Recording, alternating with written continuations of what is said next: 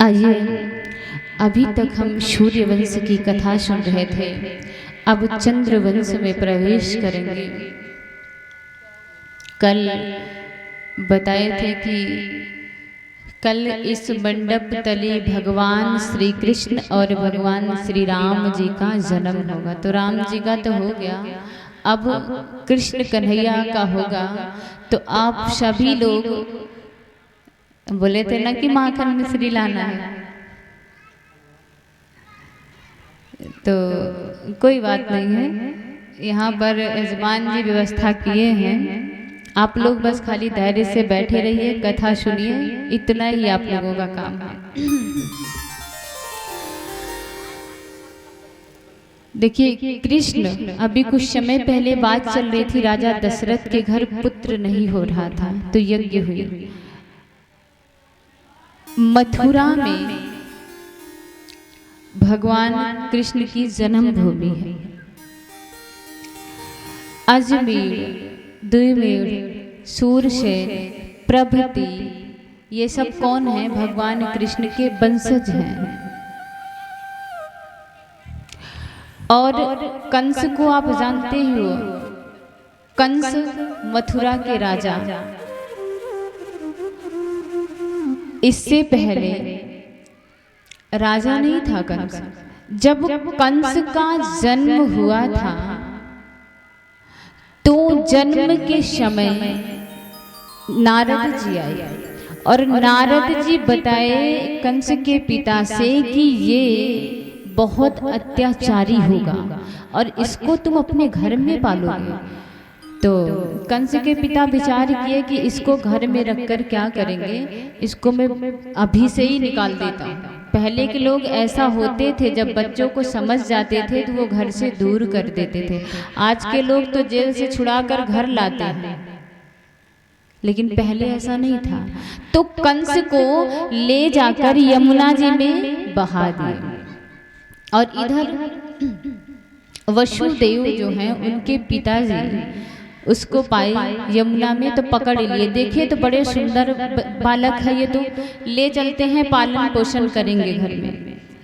लाते हैं तो वासुदेव और कंस एक साथ खेलते, दोनों सखा हो गए। धीरे धीरे बड़े हुए, और जब बड़े हुए तो एक दिन नारद जी आए सूरसेन के यहाँ, और कंस और वसुदेव दोनों खेल रहे थे। कंस को बुलाए, बोले इधर आ। कंस दौड़ा दौड़ा आया। हाँ गुरुदेव, कैसे? बोले कंस तुझे नहीं पता है, तू तो राजा का बेटा है। अच्छा, मैं राजा का बेटा? हाँ। और नारद जी कंस को सारी कथा सुना दिए। तेरे जन्म के समय मैं आया था और मैं बताया तो तेरे पिताजी तुझे यमुना जी में डाल दिए। कंस बोला अच्छा, और कंस गया, अपने पिता को बंदी गृह में डाल दिया और खुद सिंहासन पर बैठ के महाराज हो गया, महाराज बन गया। तो अब अत्याचारी और अधर्मी राजा यदि सिंहासन पर बैठेगा तो वो जनता पर क्या करेगा? अत्याचार ही करेगा। बड़ा अत्याचार फैला दिया। लेकिन कंस अपनी बहन देवकी से बहुत प्रेम करता था। एक दिन विचार किया कि हमने अपने पिता को बंदी गृह में डाल दिया, अपने बहन की शादी मुझे कर देना चाहिए। तो शादी किसके साथ करूं? उसके विचार में आया कि जो मेरा सखा है वसुदेव, उससे अच्छा कोई नहीं है, मैं विवाह उसी के साथ करूंगा। और देवकी का विवाह कंस वसुदेव के साथ पक्का कर दिया। जब विवाह पक्का हो गया तो विवाह का समय आया, विवाह हुआ। विवाह होने के बाद मैया देवकी की विदाई हो रही थी। जब मैया देवकी की विदाई हो रही थी तो कंस लिपट के रोने लगा और रोते रोते बोला कि मैं अपनी बहन को इसके ससुराल तक छोड़ने जाऊंगा। इधर सारे देवता देख रहे हैं, कंस इतना अत्याचारी और देवकी माँ के साथ इतना प्रेम करके दिखा रहा है, ये तो बड़ा बहुरूपिया निकला। और आकाशवाणी हो जाती है, अरे कंस, जिस बहन को तू इतने भाव से विदा कर रहा है, याद रखना उसकी 8वीं संतान तुम्हारा काल है। कंस सुना 8वीं संतान हमारा काल। अब तो तुरंत देखिए, जो अधर्मी लोग होते हैं वो कुछ क्षण के लिए ही सत्कर्म करते हैं। यदि सत्कर्म में कहीं कुछ अड़ंगा आया ना तो तुरंत अपने रूप में तुरंत क्रोध में आ गया, और इतने क्रोध में आया कि तलवार लिया, बोला मैं अभी खत्म कर दूंगा देवकी को, न रहेगा बांस न बजेगी बांसुरी। और जैसे तलवार निकाला, वसुदेव जी हाथ को पकड़ लिए कंस के, बोले कि नहीं नहीं, आप और हम दोनों मित्र हैं, मैं तुम्हें वचन देता हूँ अपने सारे बच्चों को लाकर तुम्हें देंगे, उसके बाद तुम्हारा जो मर्जी वो करना। कंस बोला कि ठीक है, पक्की रही बात। लेकिन देखिए, इतने से नहीं रहा, वचन तो दिए ही है वसुदेव बालक को देने के लिए, उसके बाद भी बंदी गृह में डाल दिए दोनों। विश्वास नहीं। कुछ समय बीता, एक बालक हुआ, वासुदेव जी लाए और उस बालक को किसे दिए? कंस को। कंस उसे मार दिया।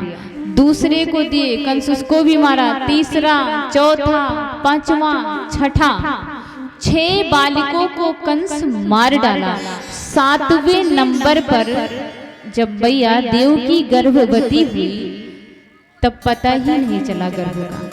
यानी शंकरषण भगवान, कौन? बलराम भगवान अपनी योग माया को भेज करके एक गर्भ से दूसरे गर्भ में आकर्षण यानी खींच के मैया रोहिणी के गर्भ में किए। बलराम का नाम एक है शंकरषण इसलिए। और कंस को नहीं पता चला। कंस बड़ा घबराया कि 7वें नंबर का कुछ पता ही नहीं चला, कहाँ गया। बहुत खोजबीन किया लेकिन कुछ भी नहीं पता चला। अब कुछ समय के बाद 8वें नंबर पर हमारे भगवान कृष्ण कन्हैयालाल मैया के गर्भ में आए। और जब मैया के गर्भस्थ भगवान श्री कृष्ण हुए तब सारी देवता, सारी देवियां, ऋषि मुनि गंधर्व सब बड़ी प्रसन्न। मैया देवकी के गर्भ में परम पिता परमेश्वर आ गए। अब तो जितने अधर्मी राजा हैं उन सबको वध करके धर्म की रक्षा होगी ही होगी। बंदी गृह में भगवान प्रगटे, जन्मे नहीं, मैया देवकी और वसुदेव के पास आकर के प्रगट हुए। और मैया देखी, अरे देखिए, रामावतार में जिस समय जन्म हुआ भगवान श्री रामचंद्र जी का तो रोए बहुत तेज से और मैया दंग रह गई। लेकिन कृष्णावतार में भगवान रोए नहीं। क्यों? अगर रोऊंगा तो मामा जी इतने सेवक जो डंडा ले लेके लगाए रखे हैं सब पीट देंगे हमको, इसलिए रोना नहीं है। जैसे आए मैया देवकी से बोले कि देरी नहीं करना है, अभी मैया मुझे नंद बाबा के यहाँ छोड़ दो। मैया बोली कि जन्म हुआ नहीं कि नंद बाबा के यहाँ छोड़ दो। वसुदेव बोले कि बेटा सही बोल रहा है, वैसे ही करना चाहिए, नहीं तो कंस को यदि पता चला तो कंस आ करके इसे मार देगा। भगवान बोले कि चिंता करने की जरूरत नहीं है, जब तक मैं यहाँ से बाहर नहीं निकल जाऊंगा कंस जानेगा ही नहीं कुछ। और वसुदेव